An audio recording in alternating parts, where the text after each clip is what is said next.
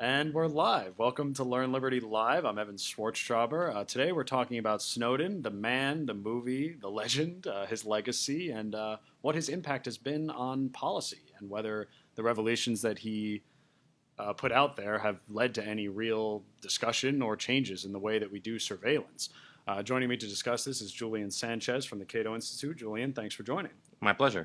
So, Julian, you're in a particularly good place to talk about the movie and whether Joseph Gordon-Levitt's impression was really that well, because you've actually interviewed Edward Snowden for a surveillance conference that the Cato Institute did. So, I guess the first question that everyone's going to ask is, how well does he do in impersonating Edward Snowden? I think he's got the voice absolutely nailed. He's got that that weird sort of slightly Kermitish kind of undertone, but dropped an octave. And I think Levitt gets that right. He's got the mannerisms pretty close, but though not having sort of spent a ton of time in person with Snowden. So Levitt is, I think, very good. He's probably the best thing about that movie. Yeah, if you love Joseph Gordon-Levitt, it's worth sort of seeing for that maybe. If you're sort of interested in a movie about surveillance and Snowden, I'd say watch Laura Poitras' documentary Citizenfour, which is really a better film in every possible way. Yeah, so full disclosure, I have not seen the Snowden movie, the recent one. I saw Citizenfour, which was the documentary that featured real footage of Edward Snowden in Hong Kong. And I guess it would be good to bring people up to speed if they haven't necessarily been following this closely, or it's been over 3 years since the disclosure, so there's been some time. What exactly did Edward Snowden do, and does the movie accurately represent what he did? I'll do the second first. I'll say, in part, the movie is actually a very strange fusion of stuff that's pretty accurate, sometimes in detailed ways, and sometimes even the stuff that seems very Hollywood is basically based on something accurate.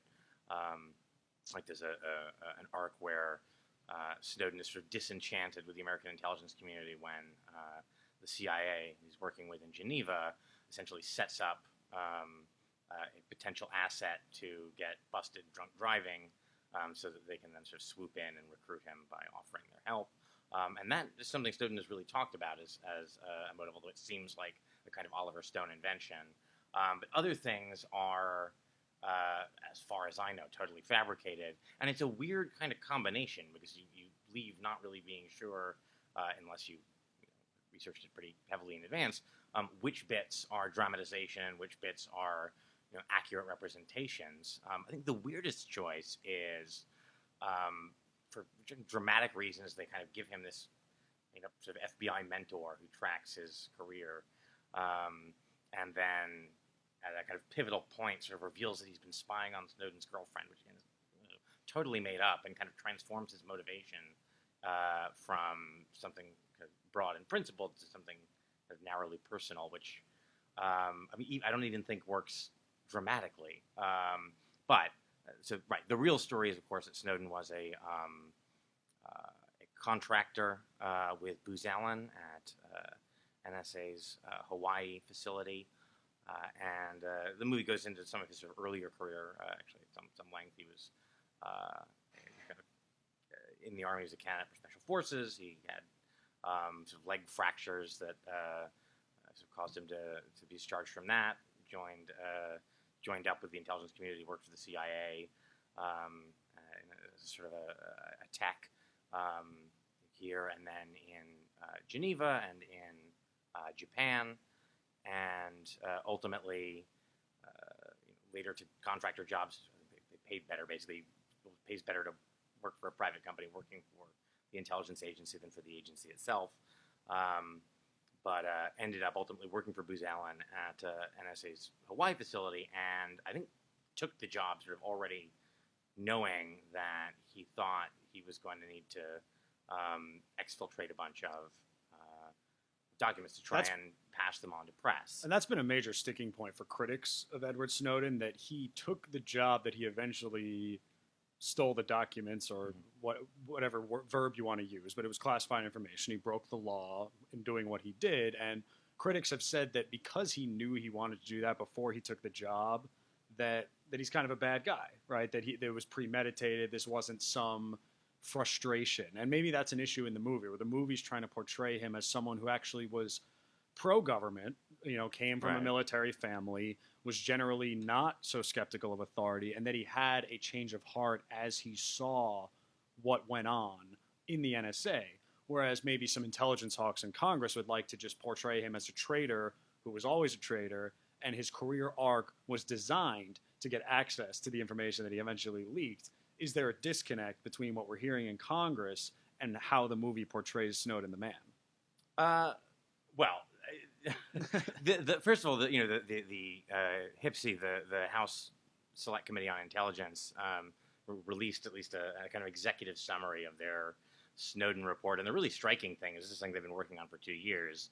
And in the space of 3 pages, there's probably more factually dubious stuff in the report than there is in the Oliver Stone movie, which at least is billed as a dramatization. I mean, just So the government report has yeah, I mean, its just own claims a bunch of problems. things that are not. This is it's not a contentious kind of matter of interpretation stuff. Just things that are kind of facts you can check and they're wrong. Things like, oh, he lied about getting a GED, and you can check Things that don't he even did. seem relevant. Yeah, They're right. the character flaws. Right, or Yeah. ways of kind of assassinating him personally that are not particularly relevant, and just gets those things wrong.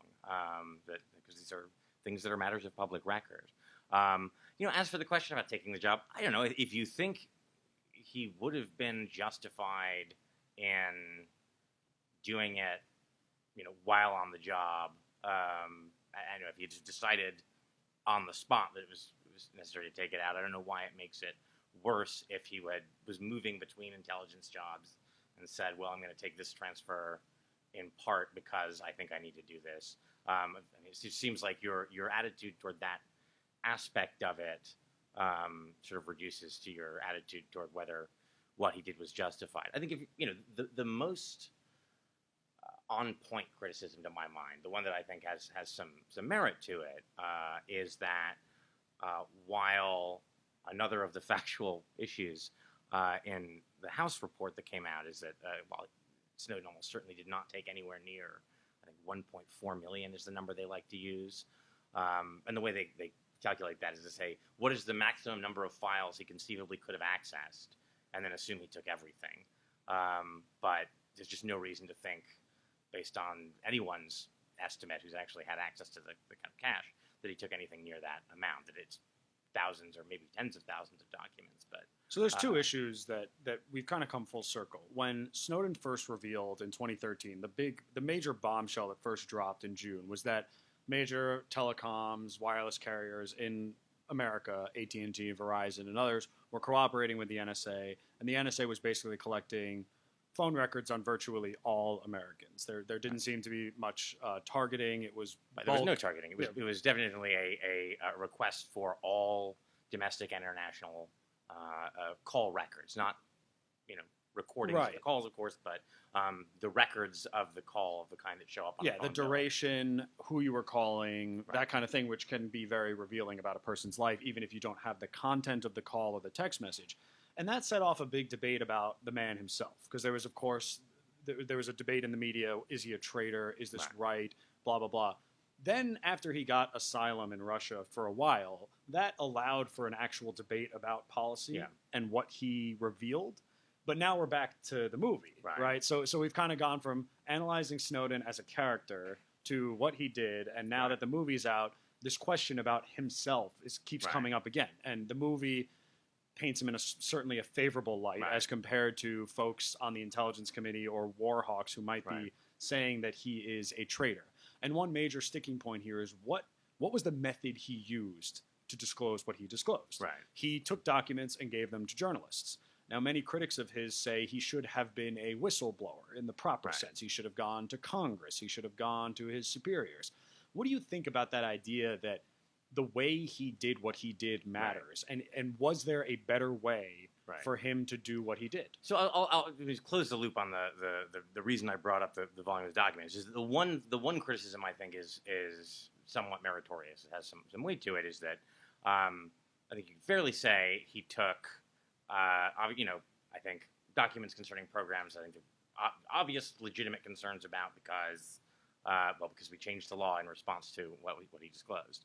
There's other stuff I think that's maybe in a grayer area, but I think the additional transparency is certainly beneficial. There's questions about its appropriateness, whether or not you ultimately think it was illegal. But then there's just a huge amount of other stuff that maybe legal, but relevant to the extent it affects the privacy of ordinary civilians around the world who are not protected by U.S. law. But a lot of other stuff involving hacking foreign hostile governments that I think it's just fair to say that there wasn't a reason to take that. And what he basically says is, I didn't necessarily have the luxury of figuring out what was going to be relevant to understanding the big picture. So I, used to sort of, so it's basically the NSA's excuse, right? Which is I took a larger aperture. I opened the aperture, took more stuff, assuming the journalists would sort through it later. Yeah, that was Snowden's justification, was that we could trust people like Glenn Greenwald at The Intercept, like Laura Poitras, and others to decide what was important and what was not. Now, folks in the intelligence community will, of course, say a journalist is in no way qualified to be determining what is important for national security and what is not, and that it was dangerous of him to use them as the filter because they're not in a position to do that. What do you think about that? And I think on the whole they've been pretty good. There are things I have seen at least very briefly slip through unredacted in documents that have been posted that I sometimes notified the reporter and said, "Did you mean to include this?" And they went, "Whoops," and pulled it. There's other stuff. Some of the stuff Jacob Appelbaum chose to publish with Der Spiegel, I thought the German paper, was probably a bad call and shouldn't have been published. But on the whole, I think they've actually been quite good. I mean, it's the easy contrast here is with the sort of the WikiLeaks Julian Assange strategy of take all you can get and then dump it without any kind of filtering. Which could arguably more dangerous. And I think certainly, I think almost inarguably more dangerous because there's no sense of looking in a case-by-case way to say, well, look, is there a public interest in this disclosure that is that outweighs whatever harm it might do? And so in that case, you've had just sensitive personal information and information about people in Afghanistan who may have worked with the American military, information about even people's sexual conduct in countries where being gay is a capital crime. So I think in terms of the method by which he chose disclosure, I think there has, on the whole, been a pretty responsible approach to that, and that's something that he, apparently insisted on with all of the journalists he gave access to those files. And interestingly, you've had members of Congress say that he put American lives at risk through the disclosures. I mean, you have kind of said that other than a handful of instances, it's been largely a responsible effort to disclose what the public needs to know, what the public doesn't need to know, without jeopardizing American lives. There's this big issue about whistleblowers. The Obama administration has claimed to be the most transparent in history, yet the Obama administration, when it comes to prosecuting whistleblowers and journalists, gone after more folks under the Espionage Act than every other administration combined. It's pretty bad. And so that gets to this notion that he should have done it differently, right? And maybe in June of 2013, he did the best that he could. There was just no better option. I think the relevant thing there is to look, and I think he himself would say this, is that he looked at the example of folks like Thomas Tamm, who was a source for the James Risen and Eric Lichtblau piece on warrantless wiretapping back in 2005 that sort of reignited the NSA debate pre-Snowden. Looked at the example of someone like Thomas Drake, who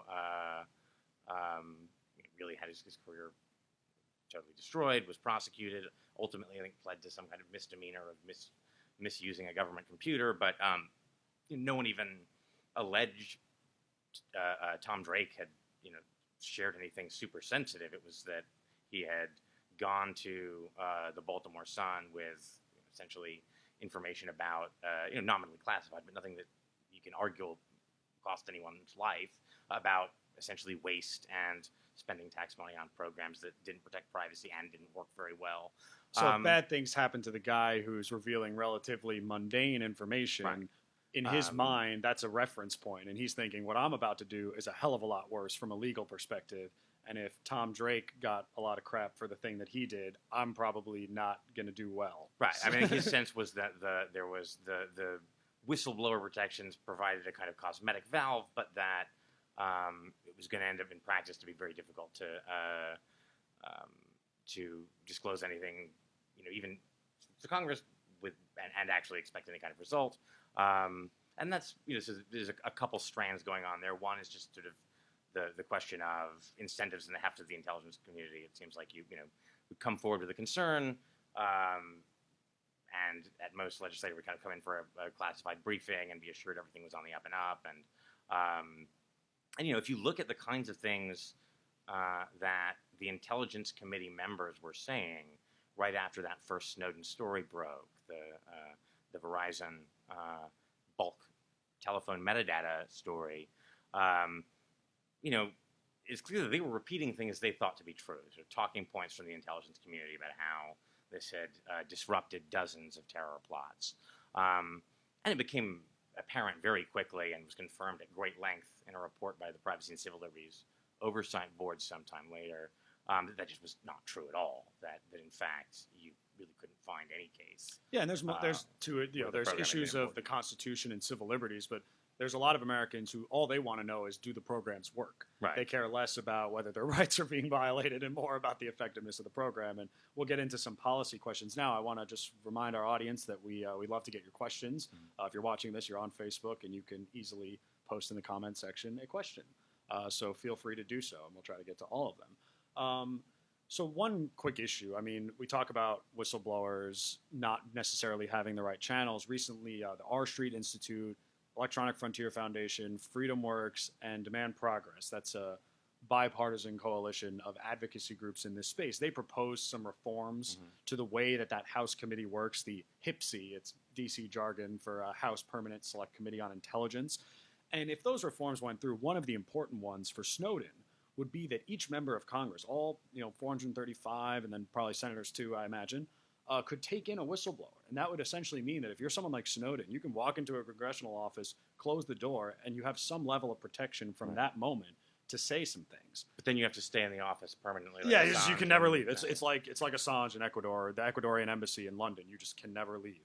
No, just kidding. So I assure you that I'm sure the report recommended a mechanism for leaving the office. But there's just one example of whistleblower reform that might make a difference in this administration and might have made a difference to Snowden 3 years ago. I think that's right. I mean, I think all those recommendations are basically sound, although I think fundamentally at some point there just may not be a substitute for public disclosure. I mean, the basic theory of representative democracy is, we elect people to make choices sort of on our behalf, and if we don't think they're doing a good job or we don't approve of the choices they're making, we, pick a different flavor, a couple of years hence. But that fundamentally doesn't work if the decisions they're making are themselves not visible to the public. And so, if at the end of the day your belief about some secret information you have is, maybe my superiors have convinced representatives that this is something they should accept, I think the people would not feel that way if they knew, and would, push their representatives to change their attitude. And in this area, unlike the rest of politics, they just haven't had an opportunity to express that preference and correct their representatives. So I don't know if there is a package of reform where it ultimately becomes avoidable, that sometimes people think I need to bypass these and go directly to sort of the court of public opinion. But I think it's not any kind of stretch to say, had he been less fearful of the kind of life-destroying use of the Espionage Act that other whistleblowers have seen, or if he thought there was a place where he was likely to get a reasonable hearing, that there was a prospect for change through those other mechanisms, we might have seen a different approach to this. Yeah, and given the movie and nearing the end of Obama's term as president, there's now a campaign to pardon Edward Snowden. And Snowden himself has been saying the campaign is not so much about him, but about future whistleblowers. And, people might come down one way or another. There are certainly interesting things like the Washington Post, which won a Pulitzer Prize using the Snowden leaks, published an editorial saying he should be prosecuted. So that was a funny one because people were saying you benefited directly from this. You're a journalistic entity, so you of all organizations should appreciate the value of whistleblowers and the value of potentially someone breaking the law in order to reveal other law breaking. But you've got that. You've got the Washington Post saying you should be prosecuted. Based on Obama's record, it's hard to see him pardoning Edward Snowden. I mean, there's a lot of political pressures not to do stuff like that. I think the pardon Snowden campaign is, I mean, like a function of the recognition of something you mentioned earlier, which is, the debate over this stuff tends to go very quickly to Snowden the person because, in part because you can do, Patriot or Traitor on cable news in 5-minute increments, and you can kind of talk about it very passionately without necessarily knowing much about what he did. Yeah, we were going to do that, but they said this would have been a more interesting discussion. The debate about, bulk collection of metadata or, targeted exploitation or any of the other tools these agents are using is technical and complicated, technically complicated, legally complicated. It's hard to keep all the code words straight. So it's always easier and more dramatic to have a personal discussion. So I think a lot of advocacy groups are recognized, well, if we want to keep sort of these surveillance issues and issues of transparency and whistleblower protections in the spotlight, the media-friendly hook for that is, a pardon Snowden campaign at a time with the release of the movie. They're not delusional at the ACLU. They understand as well as anyone else that Snowden has about as much chance of being pardoned by Obama as Charlie Manson, but it's difficult. But it's a good way to keep the issues in the spotlight. It's difficult to separate the man from what he did. I mean, we're going to try to do that in this interview. Before we move on from the movie, we've got a question from Joel Deal. What was the largest fabrication in the Snowden movie? Joel, thanks for the question. I don't know if it was the... Rephrase. What was your favorite fabrication? I think the most significant one is the one where they have his. It's not Peter Stormare. It's like Oliver Stone said, "Get me Peter Stormare," and they said he's not available. And they said, "Okay, well, get me someone who looks like Peter Stormare but cheaper, who plays his CIA mentor throughout the movie." And then, kind of at the end, there's this weird scene where he has this kind of epileptic seizure. He really is epileptic. And then has what at first seems like a hallucination or a dream sequence, but then is treated as totally real, where he's like having this teleconference with his mentor who's telling him, don't worry, I've been reading your girlfriend's email and she's not cheating on you. And then it seems very Oliver Stone. And then he decides that they've got to flee. There were a lot of tiny, code word things are changed.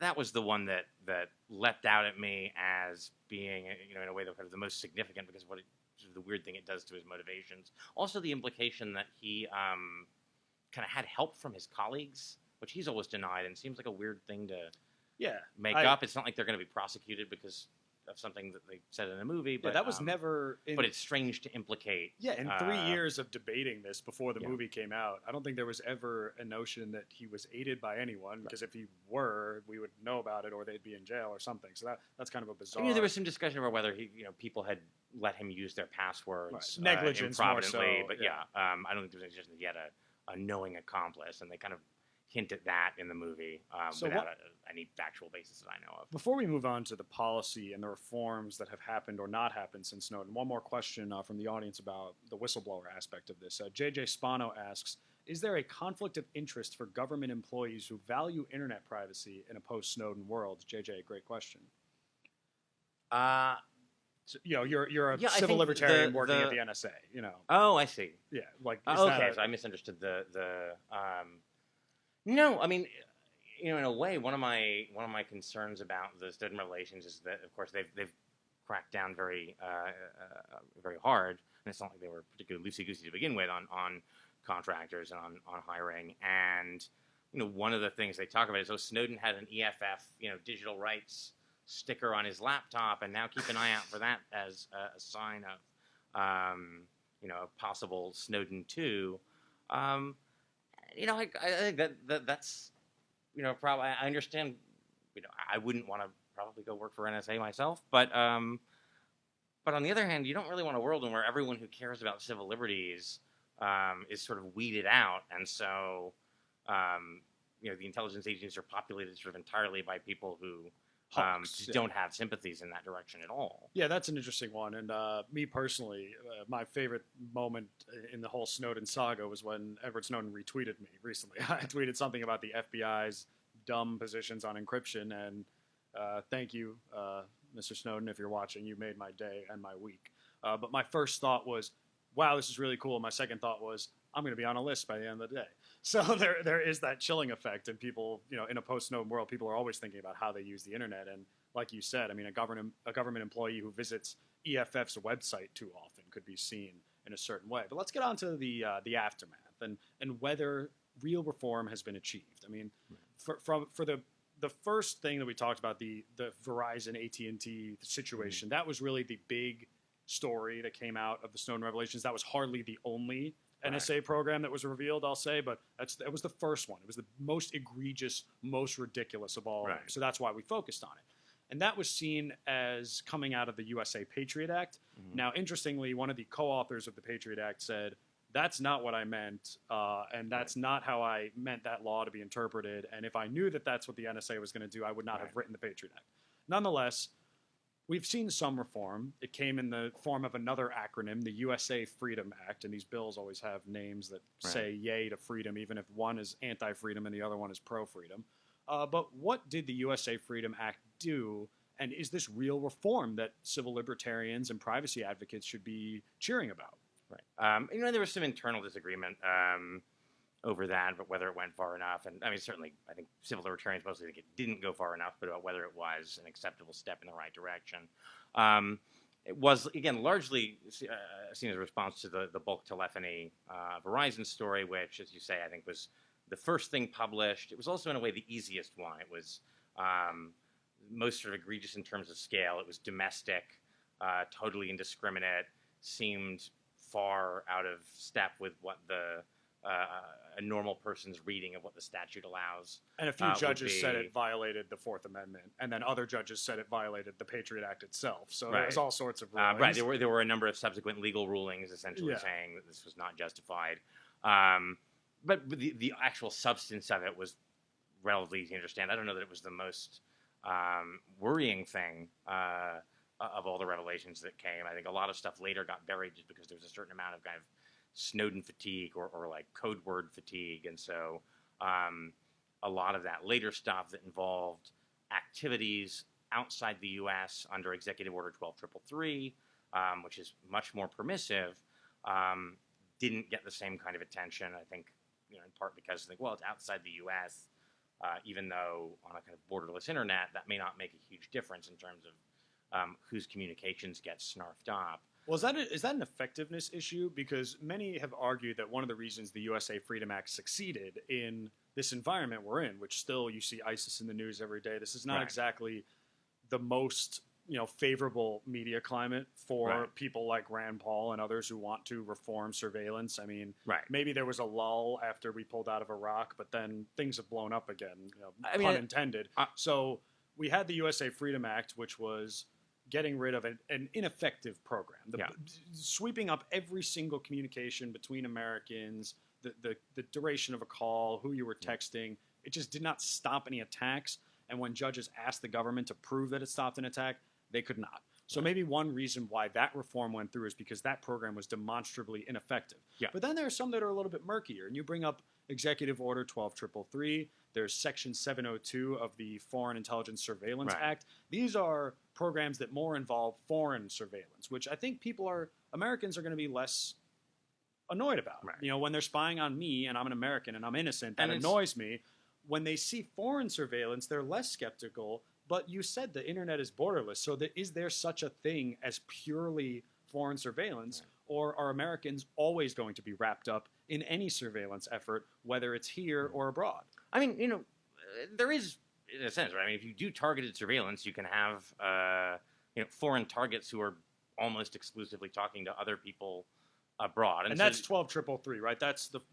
This was an executive order signed by Ronald Reagan that allows surveillance on foreign to foreign communication. So ostensibly, an American is So not let's, involved. so we need to actually distinguish Okay. two senses of foreign, right? There's surveillance that's foreign in the sense that it is conducted outside the U.S.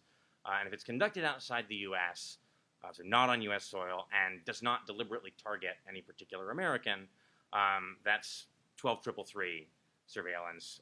Congress is not really involved. It's purely governed by executive order. It happens over there. Right, happens over there. And a lot of surveillance under 12333, so for example, there's a program called Muscular that involved... What a great name for a Yes. surveillance program, Muscular. That involved vacuuming up information from the data links between the overseas servers of companies like Microsoft and Google.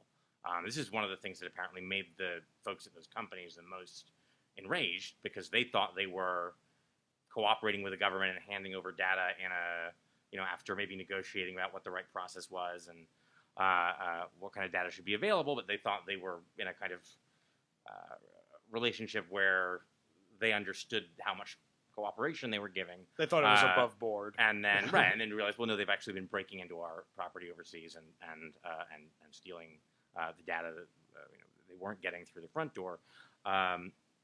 So obviously, lots of data that affects U.S. persons or pertains to U.S. persons, but because it happens outside the U.S., 12333, and there's genuine sort of constitutional questions about how far Congress can regulate kind of totally foreign surveillance, at least certainly during wartime. Which wartime these days is all the time. Now, FISA, and particularly Section 702 of the FISA Amendments Act, which was passed in 2008, which was really an attempt to put on legal footing the broad program of surveillance Stellar Wind that had been launched by President Bush shortly after 9/11. Kind of almost everything that we debate now is one of the pieces of Stellar Wind that got farmed off into a different legal authority when either the DOJ lawyers or the companies started getting skittish about doing something sort of purely on a note from the president. And that's been a concern among privacy advocates, that when you have reforms like USA Freedom Act or other reforms that say under this legal authority you can't do this, that doesn't mean that the practice is necessarily coming to an end. What happens is the administration gets some lawyers, DOJ, whoever it is, and say, well, actually, we can do the exact same thing under a different authority. And now you've just moved the goalpost, and privacy advocates have yet another legal authority to reform. And that might happen in situations where we're dealing with foreign surveillance. But just getting back to the effectiveness situation, the bulk collection of Americans' data was not effective in stopping terrorist attacks. And now, basically, the only difference is the companies hold the data, and they have to be served a warrant to give it up. So it's not like the government... Slightly different than that. So let me try and do a quick... in a post-USA Freedom world, government needs my phone records. What do they have to do to get them? So the central thing USA Freedom did was not actually just under the 215 Business Records Authority that was used for the telephone metadata. And that was in the Patriot Act. It was from the Patriot Act. But it actually made the same change to 3 authorities that had been expanded by the Patriot Act. National security letters, which are issued by essentially any special agent in charge of an FBA field office, don't require judicial approval, can be used for a list basically of specific types of records, but it's a pretty broad list. I've joked that this is essentially an FBI officer wants information. They go to the water cooler and they say, hey, buddy, can you sign this? I mean, that's about the level of oversight that is being... asking your coworker. Nominally, there's a process, but we know from Inspector General investigations that very often that was not followed. It was in fact routinely sort of flouted. Journalists have complained about that because they say they're getting these letters and that it makes They've apparently used NSLs to get phone records of reporters and as part of leak investigations without the kind of elevated scrutiny that requests like that are supposed to get for First Amendment reasons. So that authority, and then an authority called 214 that's really about the real-time interception of metadata. So that would be I'm on the phone and the government wants to find out who I'm talking to. In getting the dialing information in real time, or more practically now, probably they want to look in real time at what websites you're visiting or who you're opening a chat connection with. Yeah. without necessarily looking at the content of the communication.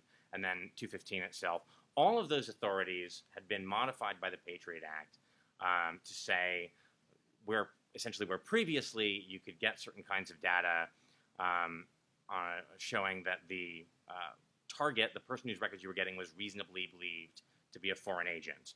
And the Patriot Act changed that across all those authorities to the records are relevant, which essentially means that standard is sort of so low that it effectively means the agent says, I think it would be useful for some reason to have this information. Yeah, that's a pretty low bar. And right. so it is not supposed to be so low that you can say, I want 350 million Americans' phone records because somewhere in there will be something I find interesting. But it was low enough that they felt like they could read it that way without too great a stretch. And that gets into the issue where the authors of the Patriot Act, or at least Jim Sensenbrenner, was saying, when I wrote this thing, I did not tell you that you could get 300 million Americans' phone records at all. Like, that was not there. And Semi-hilariously, I testified before Sensenbrenner's committee a few years before the Snowden stuff on Section 215, and we had a kind of somewhat obstreperous of interaction where, I mean, he clearly thought that it was ridiculous that I was raising concerns about this. We modified this. We made it very narrow, and there's nothing good enough for you. What are you worried they're going to do? And you damn privacy advocates, you're never. Well, he thought it was unreasonable. They had crafted something very narrow and balanced. I was thinking too small. I thought, well, you could imagine them deciding a whole city's phone records so they can find some cell they're looking for might be relevant if they could get a court to believe that. Yeah. So, I mean, it was interesting to see he flipped on that, I think, precisely because he really believed that the authority they passed had been pretty narrow. So the change that was made by USA Freedom was to require in all of these cases a specific selector. The idea there being so the standard is still, are the records relevant to an investigation? But the idea was, but now you have to specify those records with something akin to a phone number, an account holder, an address, a credit card, whatever it is. You got to have a specific identifier, and you're saying these are the records I want, and it can't be something like an area code or a city. And that's getting back to police work, right? I mean, this is the idea that you should, if you're going to employ these tools of electronic surveillance that can be very powerful and very intrusive, that at least one safeguard we can hope for and put into law potentially is that have some idea of who you're looking for, right? Like, go out, stake something out, interview some people, whatever it is, do some good old-fashioned police work, and then once you've figured out that there's something worth looking for, then go to Verizon and say, here's the phone number, and I need everything. I mean, the irony is that what all the independent reviews of that telephony program ultimately showed was it's not that it never came up with anything that might have been useful through this sort of churning through all these social connections between targets. It's that basically every time they found something of any use, it was something the FBI had already found the traditional way. That is, they'd say, well, thank you, but we're already getting the metadata for that number through a traditional targeted court order. We didn't need a bulk database to do that. One of the things I think that comes out of some of the reporting on the kind of the relationship between the agencies in the sort of early years of the war on terror is you do, I think, very often find FBI officials complaining about sometimes called Pizza Hut leads, that they would get fed all this stuff that came out of the data mining or the bulk databases, and realize that, well, you've got us chasing down the Pizza Hut that these three guys called. And this is actually some in Michael Hayden, the former NSA director's sort of recently released memoir. There's some sort of back and forth snark about that. Well, we thought we trusted the FBI to do their own research, and you get an interesting picture of the dynamic between those agencies. But so the big change in terms of the substance is essentially to make it very difficult for them to do similar bulk collection domestically. It doesn't necessarily prevent them from doing it overseas, because that's 12333. But there's a lot of kinds of records that in practice are not overseas, even in the borderless world, and so they would have to do it domestically, and requires them to have a kind of modicum of particularity in what they're getting. And the model now is instead of just searching this bulk database that they keep, they go to the FISA court, get not a warrant, but an individual order, or at least a specific order. It may have a lot of numbers or accounts on it, but the court actually looks at the factual basis for saying we think these records are relevant, and then they can take the order to the phone company. And that's, I think, a significant change. Some people say, well, so you've just changed where the database is. But the phone company has those records anyway, right? There's no universe where the phone company has no record. And the incentives are different, right? So the who made a government phone doesn't call. necessarily have, other than things like the Fourth Amendment and the Constitution, which are routinely ignored anyway, other than those, what are the incentives for government to protect our data? Not many. Whereas Verizon, AT&T, at least they're private companies, they have customers. There are 4 major nationwide carriers. People can switch carriers if they want to. They can even be bribed to someone's going to pay their cancellation fees. So at least these companies now, they have an incentive to protect their customers' data unless they are needed for a good reason. Well, and they're subject to at least to eternal, right? The government at least is checking the companies if they're, misusing people's data or lying about what they're doing with There's an people's extra data. layer of protection now in a post-USA Freedom world. Now, And I also think it does matter, that it is not all in one place. I think in terms of the practical effect of large data stores, it does make a big difference. This is why they wanted it all in one place. It does make a big difference whether you essentially have the entire data set. You can extrapolate much more when you can see not just an individual's behavior. And this isn't how the NSA says they were using it, but having the ability to say, right, what does the entire pool of behavior look like? And then how does your behavior change? And then when I call you, when I call one contact, how does that person's behavior change? Do they suddenly call someone else? Having everything in one place gives you a much more sort of invasive and comprehensive picture of people's behavior, especially if you have also, of course, the ability to combine that with other data sets. Yeah, and one of the concerns is not necessarily what they would do with this data for counterterrorism, but what does the government do with all this data 20 years from now under a different... So one of the really interesting things that Snowden did were some of the non-policy effects of his disclosures, and I'll just remind our audience that we'd love to get some more questions. Attitudes about the United States, about surveillance, about our government, about tech companies and our products, they've changed in a post-Snowden world. And I'd like to point out that we are by far not the worst offender in the world when it comes to surveillance. We've spent 40 minutes talking about what the United States does on surveillance because of Edward Snowden and because of the movie. But let's not kid ourselves.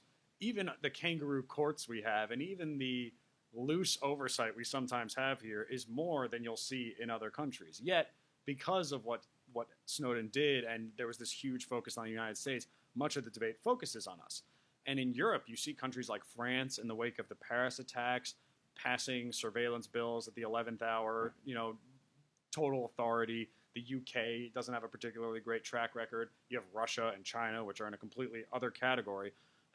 But yet, we still have to talk about how our surveillance practices affect foreigners because of these revelations. And that program, Section 702, I think most Americans realize we need some type of foreign surveillance. There are foreign threats.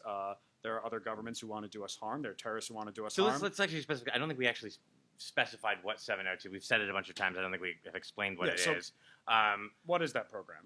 So when I said everything fell out of Stellar Wind, Stellar Wind was originally a program that involved warrantless collection of telephone metadata, internet metadata, telephone content, conversations, and internet content, emails and chats. It was a lot of stuff. And essentially it was broken up like, the mystical artifact in a bad sci-fi movie, and scattered across different legal authorities. Section 215 is where the telephone metadata part went. Section 214, the real-time authority, was where the internet component went. And then the content stuff, they couldn't really squeeze into anything.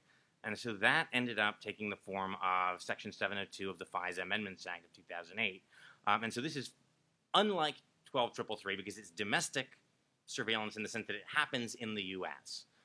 It's not, they're in a foreign country with a tap on a foreign line, but they're going to Google, they're going to Microsoft and requesting access to their data, either stored or real-time data, but targeting a foreigner. So we think this is a foreign person's email account that we're asking about. So I guess the three categories, just so viewers are keeping up with us. I mean, when we talked about USA Freedom, that There's was a question of domestic program, domestic surveillance. You've got 12333, which involves us conducting surveillance in another country, and the physical surveillance is happening there. We have people there. We have an office there doing something.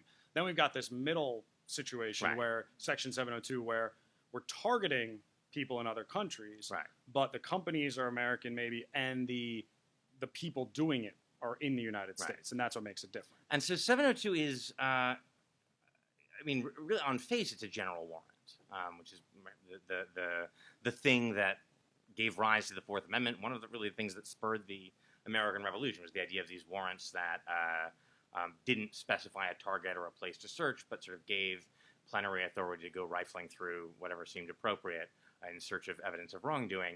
And this is, I suppose, constrained in the sense that the target still has to be foreign. You can't just look through anyone's email or internet communications. But it's still a single authority, a single order. The court looks at not individual targets, but broad procedures that are going to be used to choose targets and limit access to the data once it's sucked in.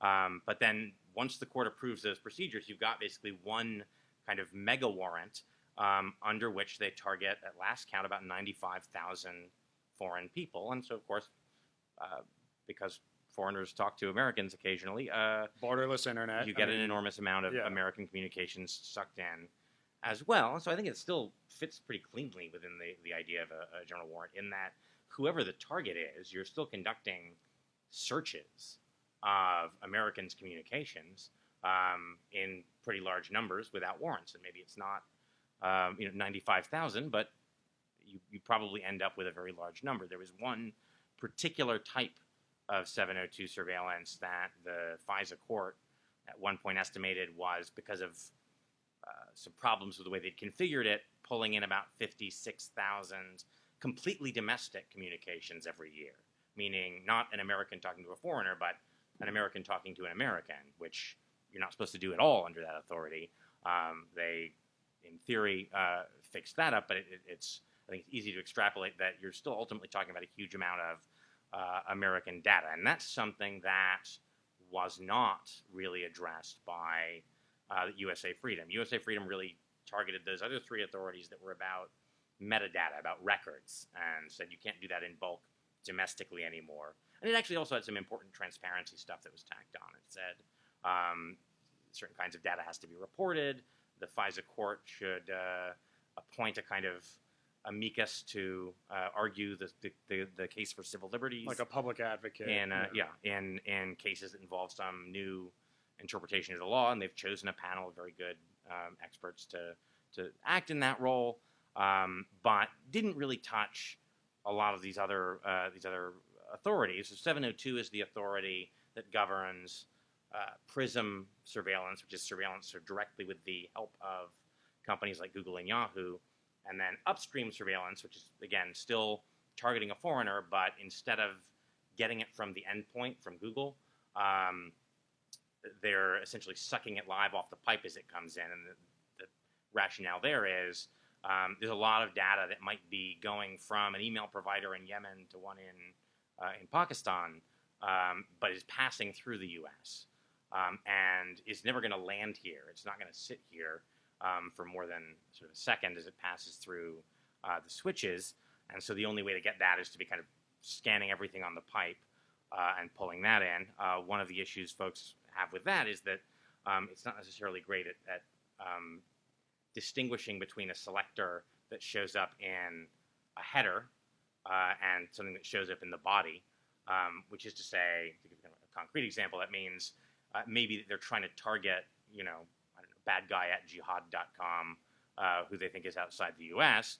But if that selector, that address, shows up in the body of an email because someone forwarded it, or for whatever reason, or saying, do you know that guy at that address? That triggers it too. So that stuff gets sucked in too, and they're supposed to be pretty good at filtering out stuff that has both endpoints in the U.S. But again, of course, they're pulling in then, as a result, an enormous amount of content that refers to the target in some way, maybe, but is not actually either from or to the target. So just to recap some of these programs we talked about and the reforms, and we've got a couple audience questions to wrap up the show. But the original offender, the bulk collection of Americans' phone data, that was ended by the USA Freedom Act. Then we've got these other authorities. One, the 12333, which would require executive action. Then you've got Section 702, as you mentioned, which expires in December of 2017. Right. And we've seen that expiration dates on laws like this are sometimes the only opportunity for reform. So expect a big push from certain organizations in the privacy space as we near December of 2017, because there's going to be a big push to reform that practice as well. And the push on that is primarily on two things. I mean, one of the issues there is it was sort of easy to get rid of the bulk telephony program because despite all the kind of reflexive defense of it, ultimately it became pretty clear that it wasn't doing any good. That they could let that one go and wouldn't really be any worse off from an operational perspective. 702, I think, could probably be constrained significantly without hampering its effectiveness. But it's still an important program. But there's not much doubt that they're getting useful information out of that would be difficult to get otherwise. Right. It's not a completely useless program, and that's why there's a legitimate debate about it. But And couple audience questions just to wrap up the show. Charles Blatz, thanks for the question, asks, Julian, are there any practical or effective ways to protect ourselves from domestic government surveillance? There are certainly things you can do, and this is where I think the usual thing to do is say, well, you can use Tor or Tails if you WhatsApp. If you want, or WhatsApp. There's a lot of applications that can help you. You can use a VPN, and you probably want to make sure that they don't log their end user traffic. But there's a whole bunch of things you can do to try and anonymize your traffic. So in terms of anonymity, Tor or a VPN with good logging practices will help sort of conceal, your kind of daily activity, and then using encryption either in email or more realistically and through apps like Signal or WhatsApp.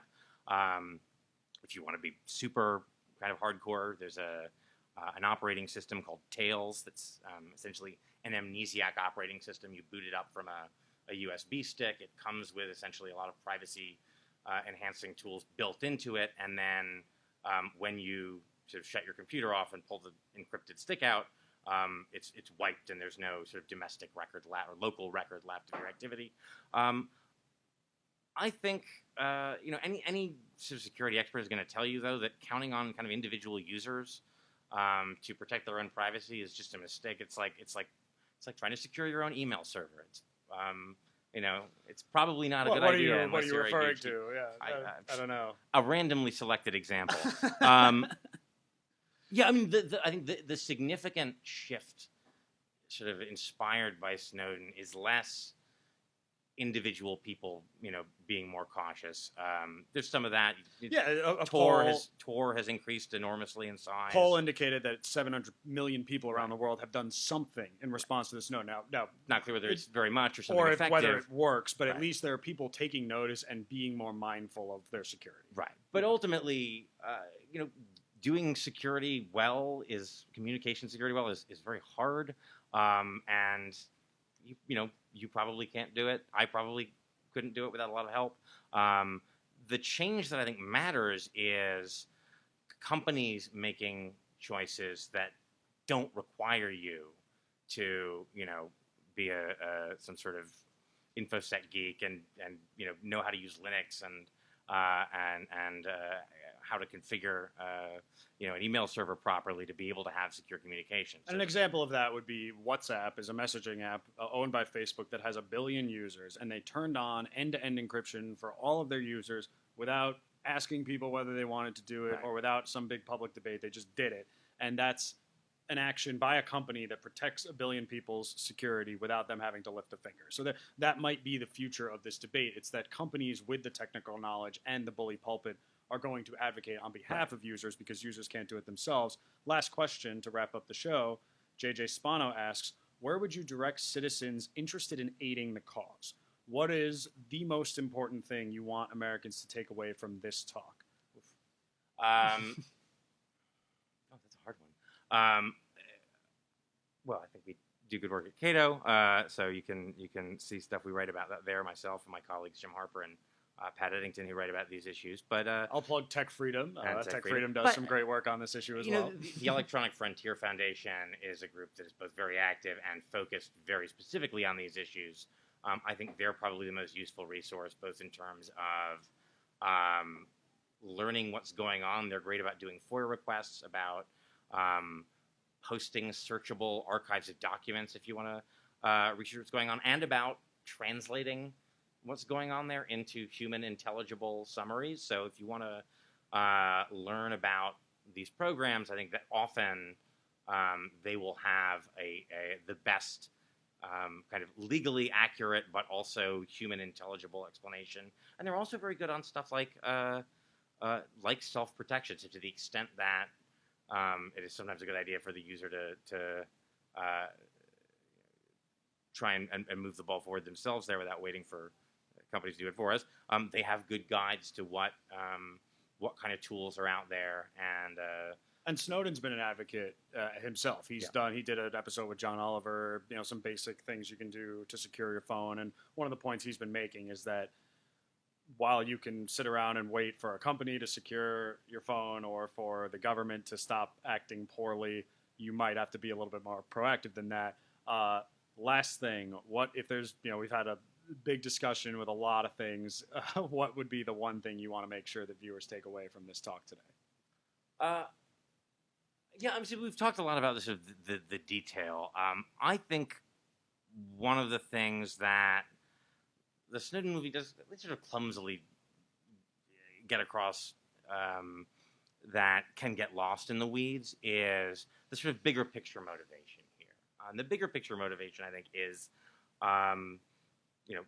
what would make Snowden sort of burn down a happy life in Hawaii with a good paying job, is that backing up from the details of this or that type of collection, we have created a kind of technological environment where we have these technologies that are this sort of amazing tool for liberation, but also for the same reasons, a kind of incredible tool of oppression, right? Or at least potentially. We have ubiquitous now network devices that effectively all our relationships are mediated through.